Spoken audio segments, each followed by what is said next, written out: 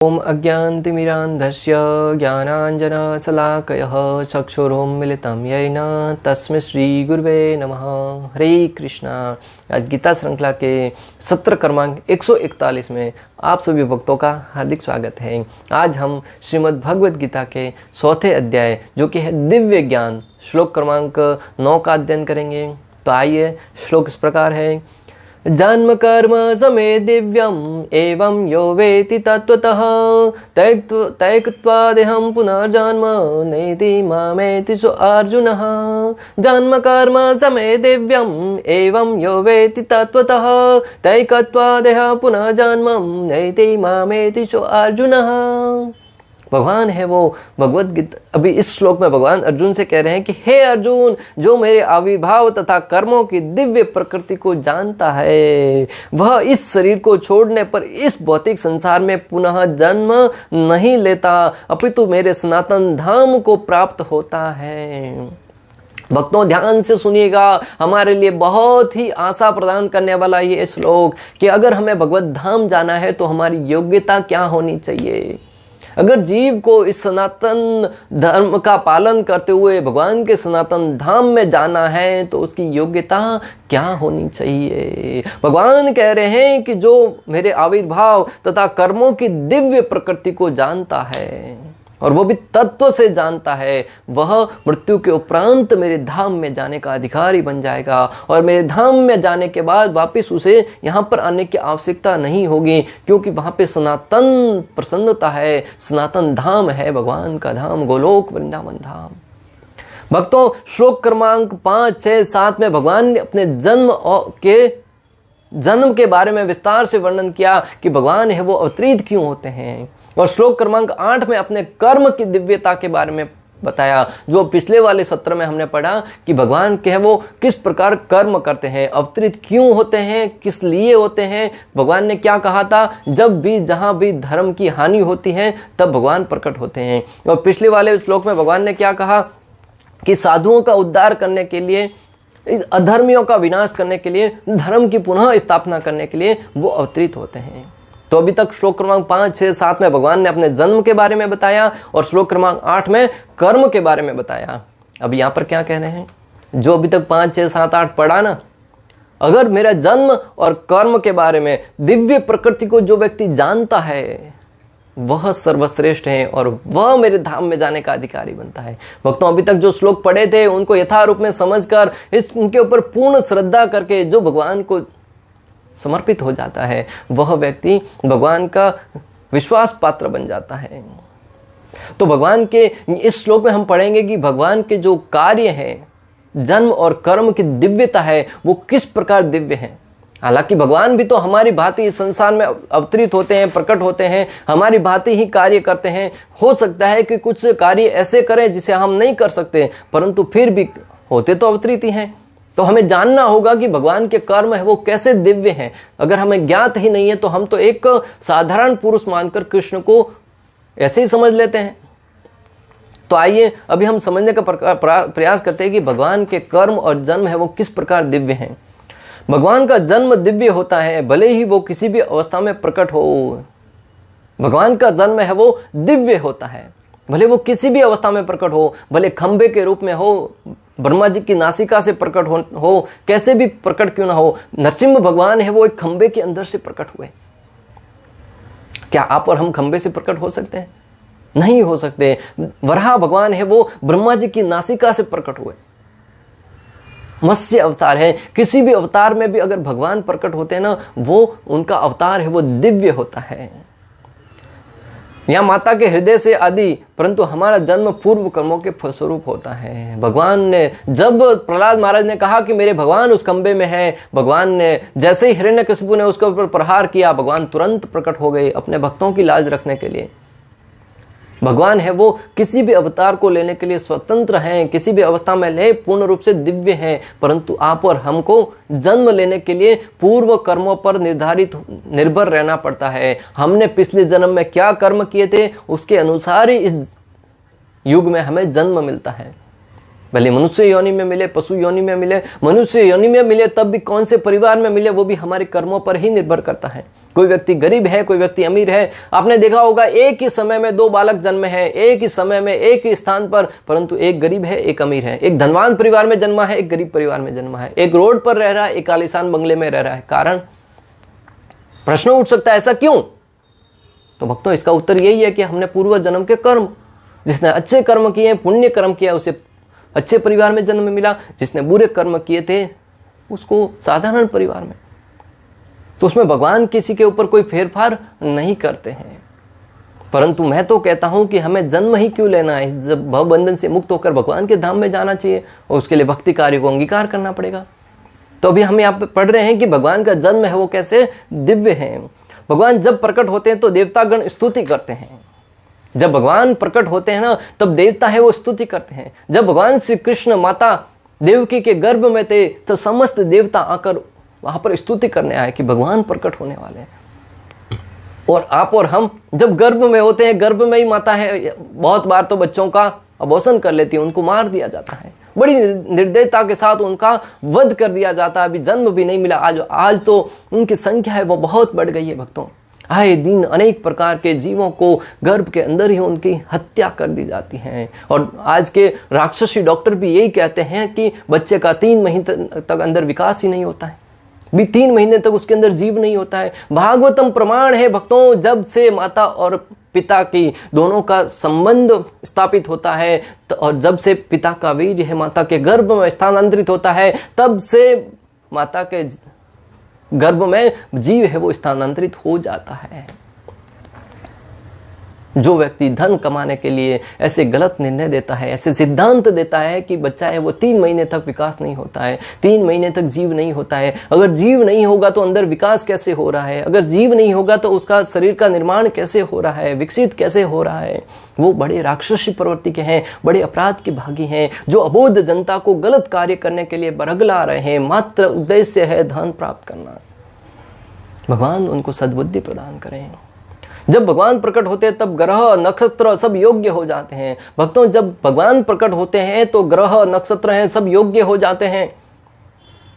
और भगवान जब प्रकट होते हैं तब नदियों का जल है वो पूर्ण रूप से भर आता है। नदियां जलाप्तित होकर बहने लगती हैं, पेड़ फलों से दलालद हो जाते हैं, पशु पक्षी प्रसन्न हो जाते हैं, खेत खलिहान धन धान्य से परिपूर्ण हो जाते हैं, चिड़िया है वो साहसाड़ करते हुए अनेक प्रकार के मनोरंजन में गीत गाती हैं और वहां के जो निवासी हैं भगवत नाम का कीर्तन करते हैं। जब महाप्रभु प्रकट हुए तब सब लोग गंगा में अवतरित होकर, गंगा में उतरकर हरि नाम का उच्चारण कर रहे थे, भगवान के नाम का उच्चारण कर रहे थे और वहां के ग्रह नक्षत्र ऐसी दिव्यता को प्राप्त हो गए कि भगवान चैतन्य महाप्रभु अवतरित होने वाले वक्तों।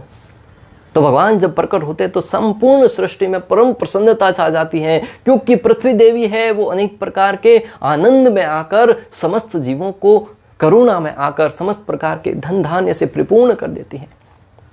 और जब बच्चे का, साधारण जीव का जन्म होता है तो रोता है, बिलखता है, अनेक प्रकार के क्रंदन करता है और प्रकट होते ही अनेक प्रकार के लोगों के ऊपर अत्याचार करने के लिए भी बहुत बार आगे आ जाता है। यह है हमारे जन्म में और भगवान के प्रकट होने में अंतर। भक्तों जब भगवान प्रकट होते हैं तो ये सब सारे के सारे कार्य क्यों संपन्न होते हैं, पृथ्वी देवी सारे कार्य संपन्न क्यों करती है, इसके बारे में एक संत है वो व्याख्यान देते हुए लिखते हैं कि जिस प्रकार एक प्रधानमंत्री किसी स्थान का दौरा करता है, अपने देश के किसी राज्य के स्थान पर जाता है, वहां का उसका जो कार्य है वो निर्धारित होता है कि उस समय प्रधानमंत्री आने वाले हैं।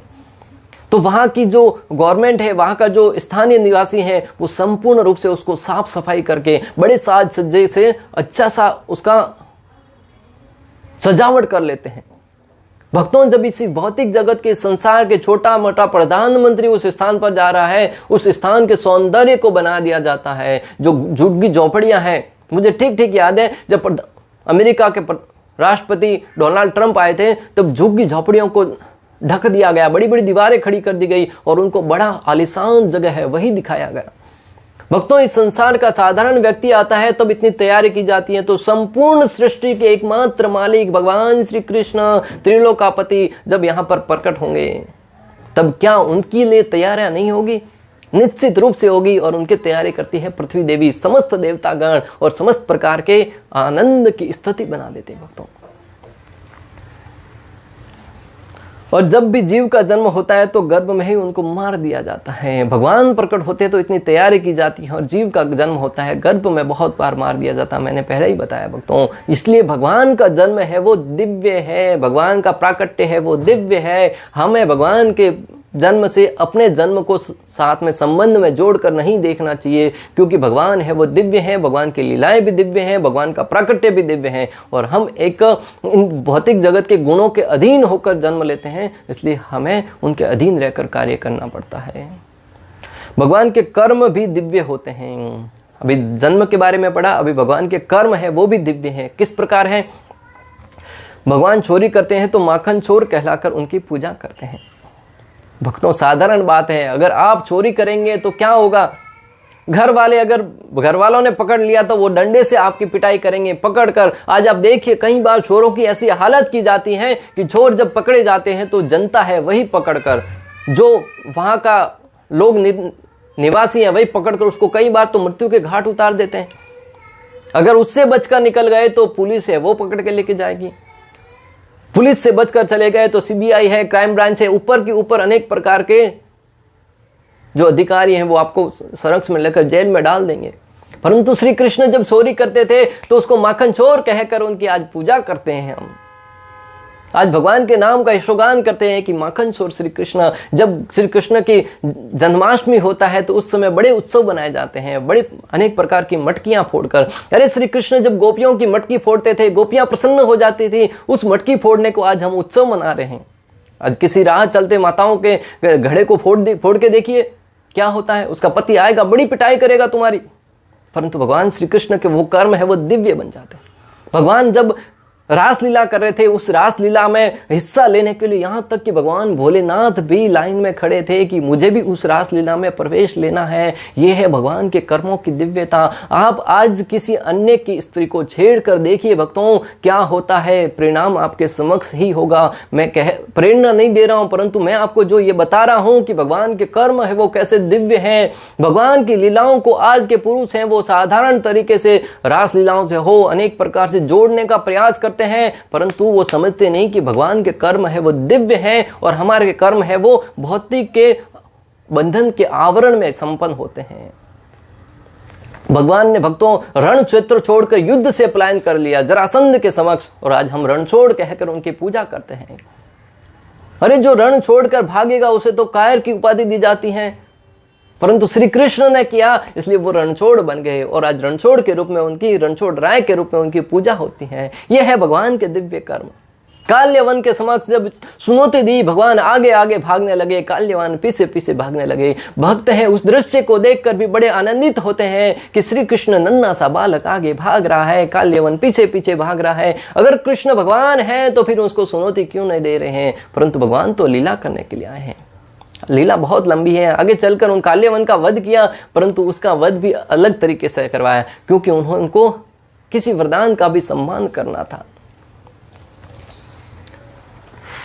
भगवान द्वारा दिए गए भगवत गीता के दिव्य ज्ञान के महिमा का यशोगान करते हुए भगवान वराहदेव भगवान पृथ्वी देवी से कहते हैं, भगवान ने ये तो रहे कर्म, भगवान का जन्म कर्म, और भगवान ने जो व्याख्यान दिया, भगवत गीता रूपी ज्ञान प्रदान किया, उस ज्ञान की महत्वता को, उसकी महिमा का यशोगान करते हुए भक्तों, जो व्यक्ति कहते हैं ना भगवत गीता घर में नहीं रखनी चाहिए, घर में झगड़े होंगे, अनेक प्रकार की महाभारत होगी, उन सब व्यक्तियों के लिए ये जो महिमा है वो सुनने लायक है कि वराहदेव माता पृथ्वी देवी से कहते हैं कि जिस स्थान पर भगवत गीता रखी जाती है, जिस स्थान पर भगवत गीता का पाठ होता है, उस स्थान की महिमा का यशोगान करते हुए कहते हैं कि दिव्य पुस्तक जहां पर रहती है, जहां पर गीता का पाठ किया जाता है, उस स्थान पर समस्त तीर्थों का, समस्त देवताओं का, समस्त ऋषियों का, समस्त योगियों का, श्री कृष्ण के सखा गोपियों, नारद मुनि, उद्धव जी, इन सब का निवास होता है। जहां पर दिव्य तीर्थ स्थानों का निवास होता है, जहां पर बड़े बड़े ऋषि मुनि संत महात्मा रहते हैं, उस स्थान की महिमा का बारे में क्या कहा जाए भक्तों। इसलिए इस भगवत गीता रूपी ग्रंथ को अपने घर पर लाकर रखिए, मात्र समय मिले तो एक बार पढ़िए, परंतु रखने का इतना महत्व बता रहे हैं। और मैं नहीं कह रहा हूं, वराहदेव माता पृथ्वी देवी से कह रहे हैं भक्तों। वराहदेव की इस बातों को ध्यान में रखते हुए भगवत गीता का रखने का और उसे पढ़ने का, अध्ययन करने का, श्रवण करने का, इतनी महिमा को सुनने के उपरांत भी अगर हम भगवत गीता को लेने से बचते रहे तो फिर हमसे बड़ा दुर्भाग्यशाली कौन होगा भक्तों। भगवान का नाम भी नित्य नवीन लगता है। भगवान का नाम है वो नित्य नवीन लगता है। हमारा नाम कोई 1 बार ले, 2 बार ले, 10 बार ले, बोर हो जाते हैं। क्या बार बार एक ही नाम लेना। परंतु भगवान का नाम हरे कृष्णा कृष्ण कृष्ण हरे हरे, हरे राम राम राम हरे हरे, बड़ा आनंद आता है भक्तों, बड़े आनंद की अनुभूति होती है। रूप गोस्वामी वर्णन करते हैं कि हरि नाम की महिमा, कृष्ण के नाम की महिमा का वर्णन करते हुए कहते हैं, तुंडे तांडविनी रतिम वितनुते तुंडावली लब्धये कर्ण क्रोड़ कडमिनी घटियते कर्णार्बदेभ्यो स्पृहम चैतः प्रांगण संगिनी विज्यते सर्वेन्द्रियाणाम कृति नो जाने जनिता किए बधिरमृत कृष्णेति वर्णम द्वयी, कृष्णेति वर्णम द्वयी। नो जाने जनिता, कोई नहीं जानता। क्या नहीं जानता? कृष्णेति वर्णम द्वयी, कृष्ण नाम में कितना अमृत छिपा हुआ है कोई नहीं जानता। जब हरि नाम, ये कृष्ण का नाम, 2 वर्ण का नाम जब मैं उच्चारण करता हूं तब वो मेरे जिह्वा पर नृत्य करता हुआ प्रतीत होता है। कृष्णा कृष्णा कृष्णा। भक्तों, कृष्ण का नाम तो उच्चारण करके देखो, जिह्वा पर वो नृत्य करता हुआ प्रतीत होगा। जिस प्रकार भगवान श्री कृष्ण ने कालिया नाग के फनों पर नृत्य किया था, कितना सुंदर नृत्य, एक बार इस फन पर, एक बार इस फन पर, उस आनंद को जो कालिया है वो उसको आनंद की अनुभूति कर रहा था। वही आनंद आपको कृष्ण नाम का उच्चारण करने में आएगा भक्तों, परंतु शर्त एक है कि भजताम प्रीति पूर्वकम, प्रेम पूर्वक कृष्ण के नाम का उच्चारण कीजिए भक्तों। आपके जिह्वा पर वो आपको नृत्य करता हुआ प्रतीत होगा। जब उस नाम का उच्चारण करते हैं तो मुझे उस ध्वनि को सुनने के लिए करोड़ों कान की इच्छा होती है, बोलने के लिए अनेक मुखमंडल की आवश्यकता होती है और सुनने के लिए अनेक कानों की इच्छाएं होती हैं। भक्तों, हमें अगर अनेक मुखमंडल प्राप्त हो जाए तो अलग अलग मुख से अलग अलग लोगों की अनेक बुराइयां करते बैठेंगे। एक मुख से जब इतने घरों को उजाड़ देते हैं तो अनेक मुख होंगे तो कितने घरों का सत्यानाश करते बैठेंगे। परंतु रूप गोस्वामी कहते हैं कि मुझे अनेक मुखमंडल की इच्छा होती है कि इतने मुखों से मैं इतने भगवान के नामों का उच्चारण कर सकूं।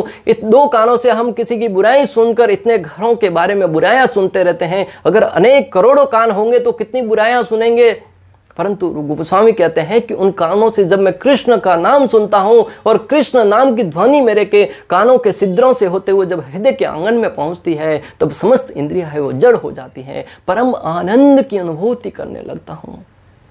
उस आनंद की अनुभूति के बारे में व्याख्यान नहीं दे सकता मैं भक्तों, क्योंकि उसको तो मात्र हम अनुभव ही कर सकते हैं।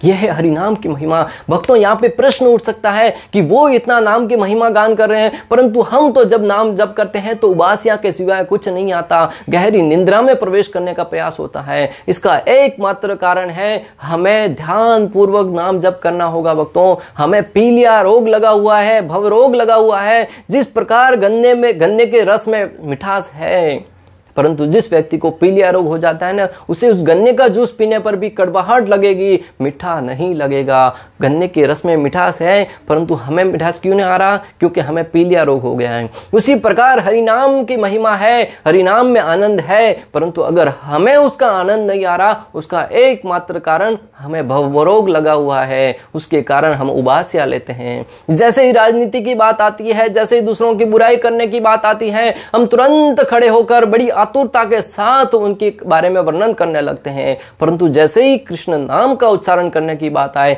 जैसे ही कथा में बैठकर सुनने की बात आए, तुरंत उबासियां आने लगती है। घड़ी देखने लगते हैं, कभी समय पूरा होगा। अनेक प्रकार से योजना बनाते हैं, मन कहीं और घूम रहा होता है। इसका एकमात्र कारण भक्तों हमारा भव सागर में गिरा हुआ। इसलिए इस भव सागर से बाहर आने का उपचार भी यही है। जिस प्रकार पीलिया को ठीक करने का उपचार क्या है? गन्ने का जूस। कड़वा लगता है फिर भी पियो। उसी प्रकार भव सागर से पार पाने का रास्ता हरिनाम। अच्छा नहीं लगता फिर भी उच्चारण करो। धीरे धीरे हृदय शुद्ध होगा, धीरे धीरे गन्ने का जूस जाता जाएगा, पीलिया ठीक होता जाएगा, धीरे धीरे हरिनाम जाता जाएगा, हमारा भव रोग है वो ठीक होता जाएगा।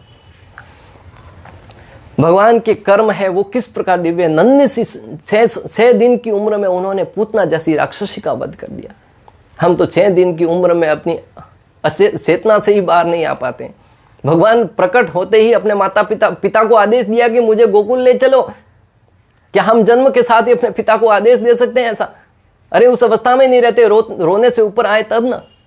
परंतु उन्होंने पिता को आदेश दिया कि गोकुल ले चलो, और वहां लेके चले। 6 दिन की उम्र में जब 12 किलोमीटर लंबी, इतनी भयंकर मील लंबी, इतनी भयंकर राक्षसी पूतना वहां पर आई, उसका वध कर दिया भगवान श्री कृष्ण ने, नन्हे से बालक ने, मात्र स्तनपान करके। अरे 7 साल की उम्र में उन्होंने गोवर्धन पर्वत को धारण करके गोवर्धन लीला करी। भक्तों, आज के तथाकथित बालक क्या 7 साल की उम्र में एक थोड़ा सा पत्थर भी उठा सकते हैं, वो भी अपनी छोटी सी नन्ही सी उंगली पर? ये है भगवान के कर्म। भगवान के कर्म है वो इस प्रकार दिव्य है कि भगवान ने वो हर एक लीला को किस प्रकार किया है। भगवान कहते हैं कि भगवान तत्व से जानने का अर्थ है उनके द्वारा किए जाने वाला हर एक कार्य की महिमा को समझते हुए उनका यशोगान करना। भगवान द्वारा जो ये सारे के सारे कार्य किए गए, तत्व से जानने का अर्थ ये है कि हम उन कार्यों को जानकर, सुनकर, पढ़कर, समझकर उनका यशोगान करें। उसका यशोगान करेंगे तो जिस हर एक कार्य के महिमा को समझते हुए उनका यशोगान करना, उनके हर एक कार्य को समझकर, पढ़कर उनका यशोगान करने के से हम भगवान को तत्व से जान पाएंगे। जिस प्रकार साधारणतः उदाहरण दिया जाता है, अगर आपके राज्य के मुख्यमंत्री हैं, मात्र सुन लिया कि मुख्यमंत्री, वो भी वही कार्य कर रहे जो हम कार्य कर रहे हैं, तो हमारा उनके प्रति सम्मान नहीं आएगा। परंतु डिटेल में जाकर अगर कोई ज्ञानी है, वो पढ़ेगा कि मुख्यमंत्री के कार्य क्या है।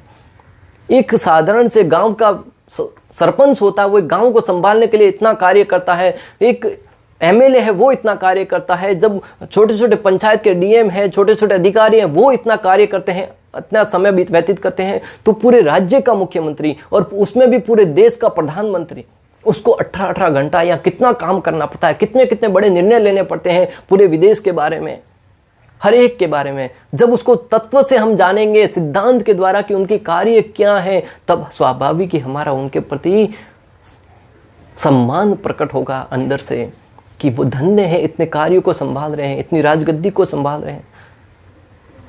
आजकल तो लोग कहते हैं, जब तक उनको ज्ञात नहीं होता, कहते हैं हम भी अपने घर के प्रधानमंत्री हैं। अरे एक घर ठीक से नहीं संभलता, वो देश संभाल रहे हैं, फिर भी अपनी तुलना उनसे करने लगते हैं। परंतु जो व्यक्ति बुद्धिमान है, जो व्यक्ति ये जानेगा कि प्रधानमंत्री वो कितने सर्वश्रेष्ठ कार्य कर रहे हैं, उनका सम्मान स्वाभाविक उनके प्रति होगा। उसी प्रकार हम भी भगवान के बारे में जब सुनेंगे, पढ़ेंगे, जानेंगे कि कृष्ण कैसे महान है, उनके कार्य कैसे महान है, उनका जन्म है वो कैसे महान है, उनके कर्म है वो कैसे महान है, उनकी लीलाएं है वो कैसे महान है, तब स्वाभाविक ही कृष्ण को तत्व से जानकर उनको समर्पित होंगे। और उस अवस्था में भगवान का आश्वासन है कि जो व्यक्ति मेरे जन्म और कर्म की दिव्यता को जानता है, वह निश्चित रूप से मेरे धाम में आ जाएगा। एकमात्र योग्यता कि हमें कृष्ण को समर्पित होना है। भगवान को तत्व से जानने के लिए तत्वदर्शियों के पास जाना पड़ेगा। भक्तों, भगवान को तत्व से जानने के लिए हमें तत्वदर्शियों की शरण में जाना होगा। मान लीजिए कि हमें किसी व्यक्ति के बारे में जानना है, तो उसके बारे में जहां पे पढ़ाया जाता है वहां पे जाके पढ़ना तो पड़ेगा। उसी प्रकार भगवान कहते हैं कि भगवान के बारे में तत्व से जानने के लिए तत्वदर्शियों के पास जाना पड़ेगा। भगवद गीता 4.34 तत्विधि प्रणिपातेन परिप्रश्नेन सेवया उपदक्ष्यन्ति ते ज्ञानम ज्ञानिनम तत्वदर्शिनः। गुरु के पास जाकर श्रद्धा भाव से, विनीत भाव से उनकी सेवा कीजिए, और जब वो सेवा से प्रसन्न हो जाएंगे, निश्चित रूप से तुम्हें तत्व से ज्ञान देंगे, क्योंकि उन्होंने सत्य का दर्शन कर रखा है। जिसके पास ज्ञान है वही तो ज्ञान देगा, जिसके पास नशा है वो नशा देगा, जिसके पास पैसा है वो पैसा देगा, जिसके पास ज्ञान है वो ज्ञान देगा। इसलिए हमें चाहिए कि हम गुरु के पास जाकर उनकी सेवा भाव में लगे, और जब सेवा से गुरु प्रसन्न हो जाएंगे तब तुम्हें सत्य का दर्शन कराएंगे, तत्व से ज्ञान देंगे, और उस ज्ञान को अर्जित करके आप भव बंधन से मुक्त हो जाएंगे। गुरु का कार्य ही भी यही है मात्र भक्तों। भगवान को तत्व से जानने के लिए तत्वदर्शियों के पास जाना पड़ेगा। अतः मनुष्य को चाहिए कि श्रद्धा तथा ज्ञान के साथ कृष्ण भावनामृत का अनुशीलन करे, और सिद्धि प्राप्त करने का यही उपाय है। इसलिए व्यक्ति को चाहिए कि वो कृष्ण भावनामृत का विकास करके अपने अंदर श्रद्धा विकसित करे और कृष्ण को जानने का प्रयास करे। मुक्ति प्राप्त करने का एकमात्र रास्ता यही है। भवबंधन से जीव की ऐसी मुक्ति सरल नहीं है भक्तों। भवबंधन से जीव की ऐसी मुक्ति है वो सरल नहीं है। क्यों? निर्विशेषवादी तथा योगी जन पर्याप्त कष्ट तथा अनेकानेक जन्मों के बाद ही मुक्ति प्राप्त कर पाते हैं। जो योगी जन है, निर्विशेषवादी हैं, वो अनेक जन्मों तक तपस्या करके, आराधना करके फिर भगवान के दिव्य ज्योति में प्रवेश कर पाते हैं।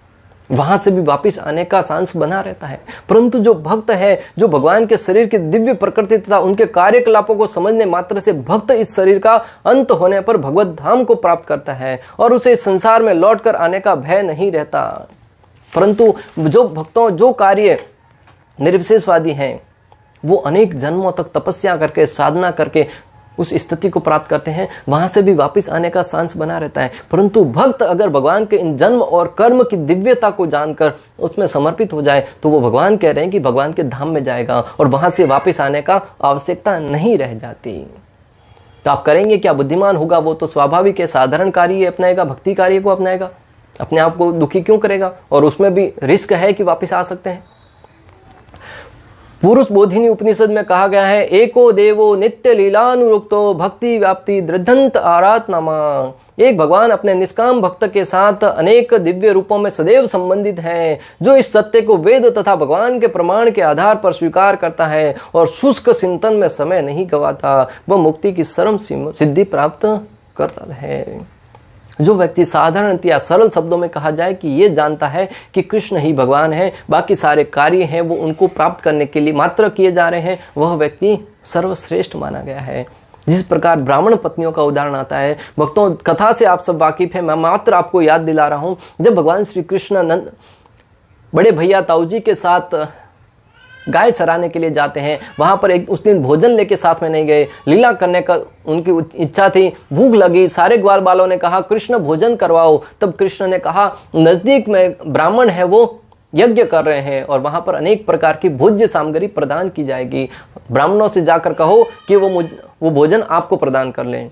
सारे ग्वाल बाल कृष्ण के कहने पर वहां पे गई, ब्राह्मणों से कई अनुसार बात भोजन मांगा, ब्राह्मणों ने मना कर दिया। ये कहकर मना किया कि अभी तक तो यज्ञ के अंदर भी उसको ऑफर नहीं किया, भगवान के विग्रहों के समक्ष भी उसको अर्पण नहीं किया है।